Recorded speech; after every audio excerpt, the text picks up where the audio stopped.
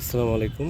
আমার ছাদের উপরে এই যে মিশরীয় ফার্মি মুরগির ছোট্ট একটা ঘর, এই যে এর জন্য খাবার নিয়ে আসছি। লেয়ার 1-1 এই যে খাবারটা এখানে আছে 1 কেজি। দুপুরে দিছি হাফ কেজি আর সকালে দিছিলাম 1 কেজি, মোট হচ্ছে 2.5 কেজি। কারণ হচ্ছে আমার এখানে 22টা মুরগি এবং 3টা মোরগ, মানে 25টার জন্য আমি 2.5 কেজি খাবার প্রতিদিন লেয়ার 1-1 দিচ্ছি, আর কোনো খাবার দিচ্ছি না। আর ইসেল এবং ই ক্যালপ্লেক্স এই 2টা ওষুধ দিচ্ছি। আর একটা ওষুধ আছে, ওটার নাম এখন মনে করতে পারতেছি না। 3টা ওষুধ দিচ্ছি, কারণ আমার মুরগি অলরেডি ডিমে আসছে, তো এদের ভিটামিন মিনারেল এর জন্য এগুলো দিচ্ছি। অবশ্যই লেয়ার 1-1-এর ভিতরে সব কিছুই আছে। আর এই যে গরম বলে এদের জন্য আর কি আলাদা পানি দিছি। তাছাড়া এই যে পট আছে 2টা, আর খাবার হচ্ছে 2টা পট আছে। আমি আর একটা নিয়ে আসবো, আর কি কম হয়ে গেছে, আরও 2টা হলে ভালো হয়। মিনিমাম আরও একটা দিব এখানে।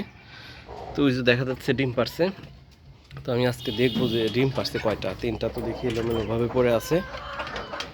আলহামদুলিল্লাহ, এই যে দেখতে পাচ্ছেন কত সুন্দর মোরগ। এই 2টা মোরগ একটু বড়, আর এইটা একটু ছোট, কিন্তু একটু দৌড়াদৌড়ি করে, মানে এটা আর মনে হয় যে জোড়া কম। আলহামদুলিল্লাহ, দেখতে পাচ্ছেন যে আলহামদুলিল্লাহ। সকালবেলা আমি একটা ডিম নিয়ে গেছি, এই যে 1টা 2টা 3টা 4টা 5টা ওর মধ্যে এখনো নাই। আলহামদুলিল্লাহ, আজকে 6টা ডিম পাচ্ছে। সকালে আমি একটা নিয়ে গেছি, তার একটা ডিম পাড়ার জন্য ঢুকছিল, তো আজকে 6টা ডিম পাইছি। তো এখনো পুরোপুরি ডিমে আসে না। আজকে আমার মুরগির বয়স হচ্ছে 4 মাস 25 দিন। 4 মাস 25 দিন চলে। তো এর ভিতরে হচ্ছে 22টা মুরগির ভিতরে আমি 6টা ডিম পাচ্ছি। তো সবাই বলে 4 মাস 4.5 মাস, তো আমার কাছে মনে হয় যে ডিমে আসতে এটা হচ্ছে গ্রোথের উপর নির্ভর করে এবং মুরগির স্বাস্থ্যের উপরে, পুরোপুরি এদের ভিটামিন দেওয়া হচ্ছে কিনা ঠিকমতো এটার উপর ডিপেন্ড করে। দেখতে পাচ্ছেন ডিম এভাবে পারছে এলোমেলোভাবে। তো যখন 22টা মুরগির ভিতরে যখন 15-16টা পারবে, তখন মোটামুটি বলা যাবে যে সবাই ডিমে আসছে।